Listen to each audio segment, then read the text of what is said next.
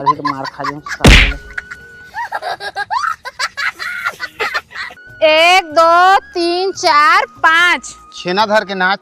मोला जब कहता है ना दे ना दे।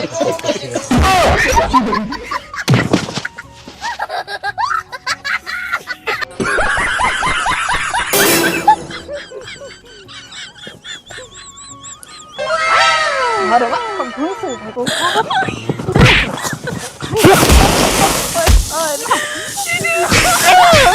जान मानो, जान मानो।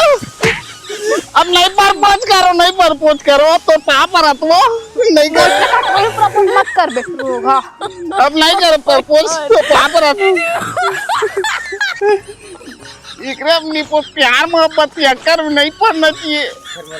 अच्छे न बता दी। लंबा